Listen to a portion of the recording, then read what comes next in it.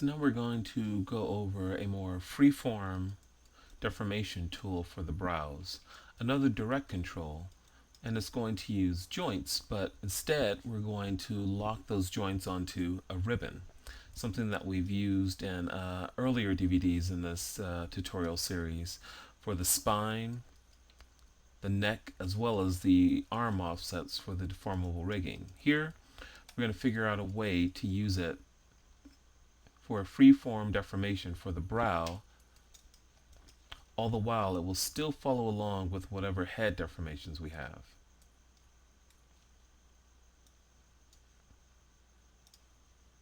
Okay, let's start by building the actual ribbon, and we're going to build a ribbon with 4 controls on it. Zoom in on our grid. Let's create our ribbon geometry first. Create, NURBS primitives, plane. It's a 1-1 plane. Then I'm going to change the width and length ratio of this.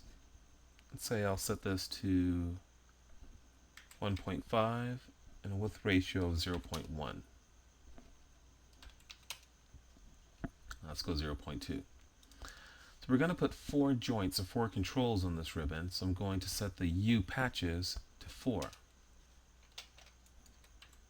So you can see we have 4 evenly spaced isoparms.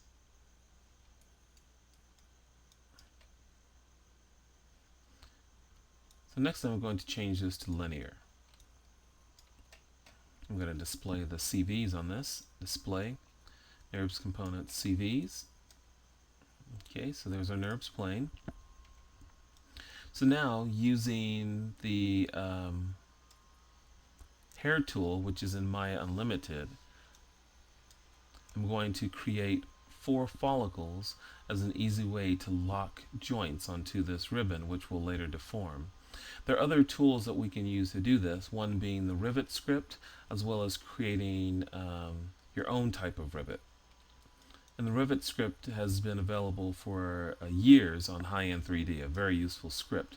And I'll include it on this DVD with the support files.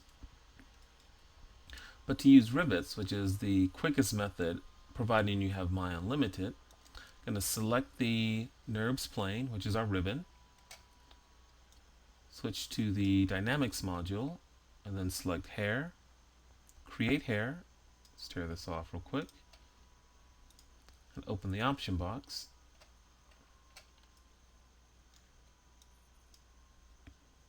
Let's reset this. So I like setting my output to NURBS curves. And here for the U count, we're going to set our U count equal to the U count on the ribbon, which is 4, which also equals the number of joints we'll eventually lock to this ribbon. And the V count we'll set to 1, and then hit Create Hairs.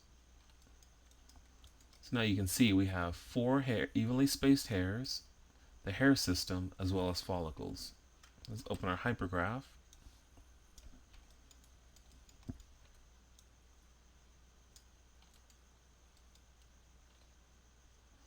I'm going to select the hair system, as well as the output curves group, and delete them. We're only concerned with the follicles here. Now I'm going to switch to a front view and quickly create the 4 joints that we're going to lock onto this ribbon. Switching back to the animation module, skeleton, joint tool. I'll just hit click and enter 4 times. I'm hitting the Y key to repeat the last tool used. Okay, so there we have our 4 joints. Dump our hypergraph again.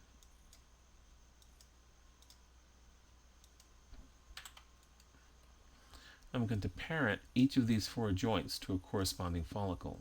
So I'm middle mouse dragging and dropping in the hypergraph. I'm dragging each joint and dropping it onto its new parent, the follicle. So now the final step is centering all of these joint nodes onto their parent, the follicles. We can do that by selecting all of the joints, and here you can see we have translates. These translate values are relative to their parents, the follicles. So if we set them to 0, we're saying that relative to their parent, there are 0 translation offsets. I'm going to change the radius of these joints, make them a little smaller. Quickly rename these so that we can see them easily in the hypergraph. So selecting the joint, or rather in the Paint Scan Weights tool, modify, search and replace names. So I'm going to search for joint and replace it with our naming convention.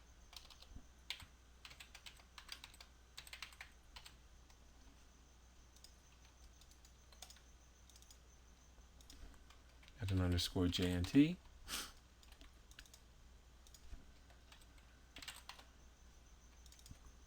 So I'll be trying to sort of gloss over naming conventions in this tutorial just to keep the flow. But in some instances, I will go through and name them per a standard naming convention that I've been using throughout the tutorials. And just to briefly run over this, and I go over naming conventions in the rigging for a feature animation DVD. I like putting the name of the character or creature at the beginning, as well as a number padding. And these two could also be separated by a token and underscore. Next, I'll have the side of the control, in this case left. You'd also have right or center, sometimes front or back or top or bottom. The name of the control, in this case a brow, and then the number of that, so it's brow 01, and then JNT, which is the naming convention I use for any joint that I'll actually skin. In the rigging tutorial, I have joints that are used to drive certain rigging components, but I don't actually bind to them, and they have suffixes such as FK or IK. So that's this naming convention in a nutshell. So now what I'm going to do is select this NURBS plane,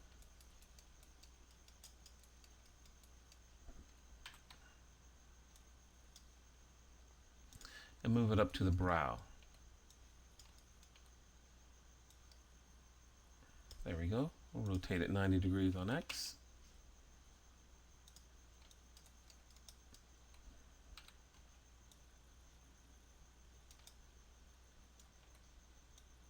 Okay, so I'm going to template this NURBS. No, I'll wait to do that until I've positioned it actually. Okay, so here's our ribbon with our joints riding on top of it.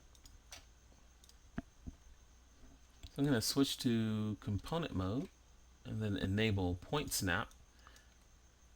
I'm just going to snap these CVs onto the actual brow mesh here.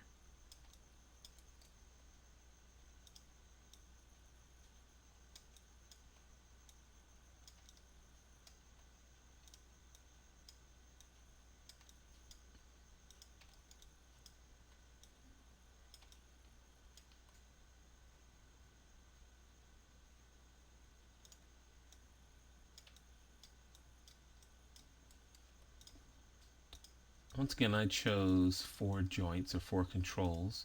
It could have been 5 or 3, depending upon how you feel the granularity of the deformations on the brow for your particular character.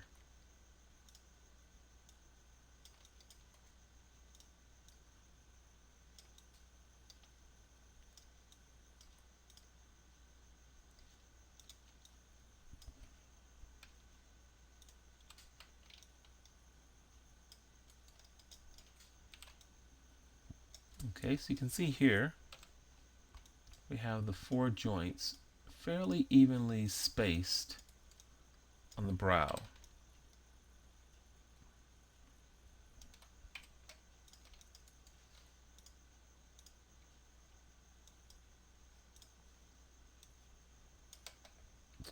But one issue that we have to deal with is that this ribbon is in no way attached to this head. So how are we going to deal with that? So I'm going to template this NURBS plane real quickly.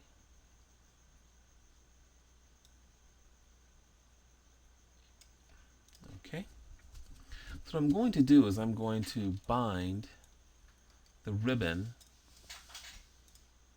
to this head joint, which is head 03. So I have the head joint and the ribbon selected. I'm going to select skin and then smooth bind.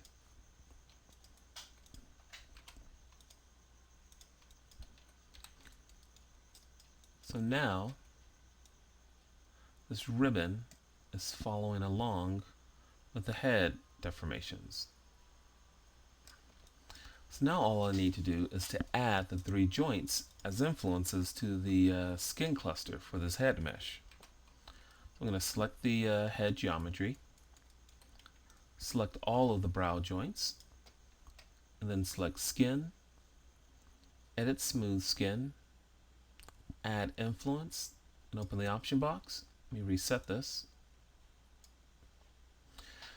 So since I'm adding joints as influences, I'm going to disable use geometry. We're not using geometry as an added influence here. And I'm going to set lock weights to on. I want to have control over how these new influences are added into the skin cluster, so I'll unlock them and then paint the weights in myself. Then I'll hit add. So now if I select these joints, you can see that they highlight the mesh, meaning that they have a connection via the skin cluster. But if I translate them, I get no deformations because they haven't been added as a weighted deformer into the skin cluster. I have the weights locked. So I'm going to select the mesh and enable the Paint Skin Weights tool.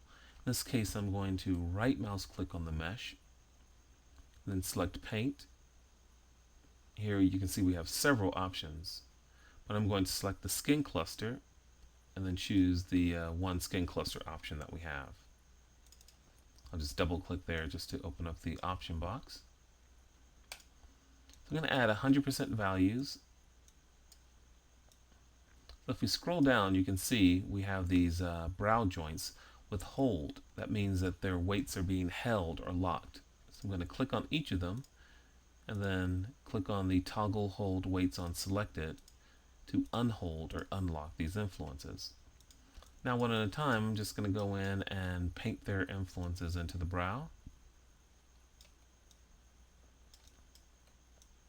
Do this fairly quickly, some broad weighting.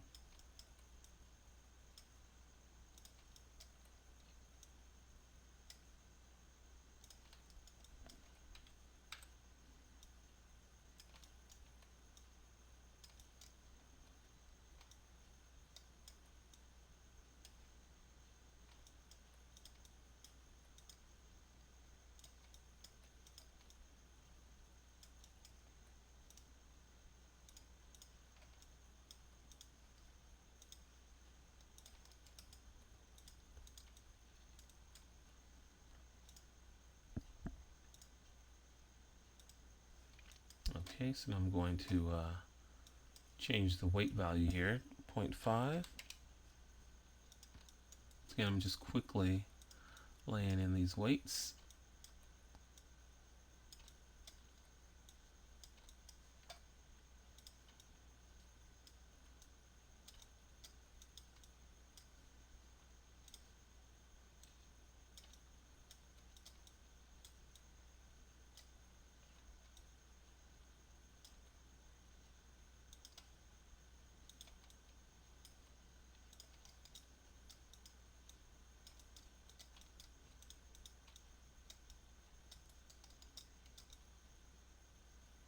Okay, so there's the rough weighting. We're going to go back in and edit these weights later. But now I can go in and select these deformers, and I can deform the brow in a very free form manner.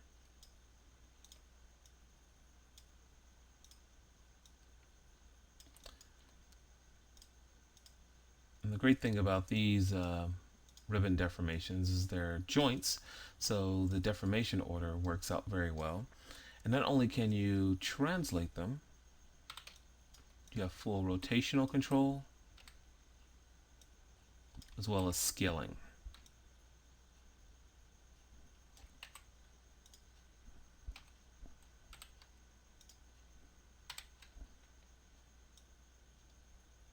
They're quite flexible deformers.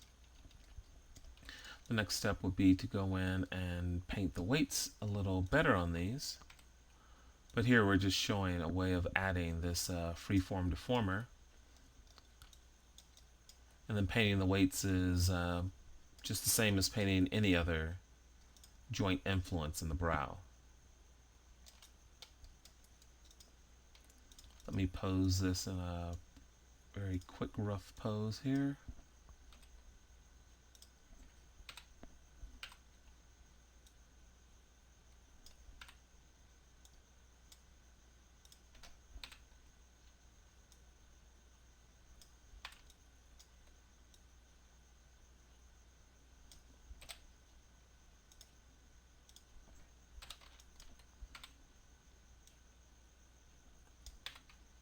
Okay, so I'm going to demonstrate now is, let's say this is a pose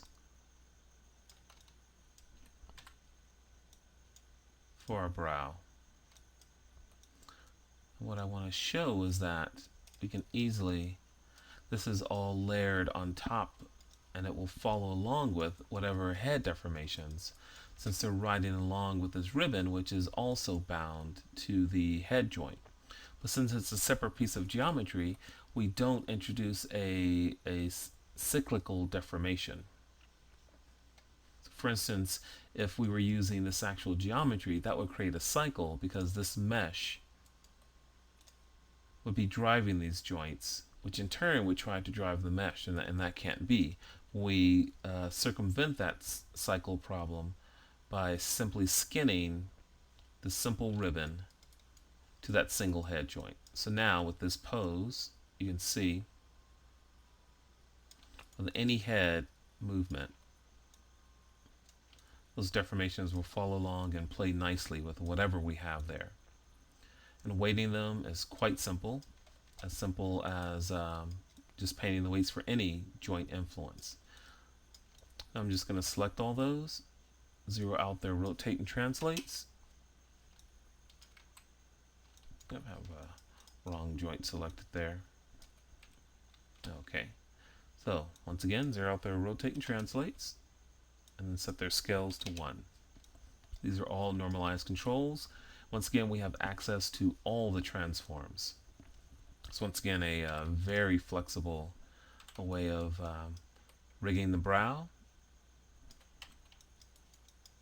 So that an animator can go in and, in a very free-form manner, sculpt the brow to perform however they like. Also, this type of brow lends itself to creating rolling motions where you cascade the up and down motion of the brow from one end to the other, which can get a little more difficult if you're using forward kinematic joints.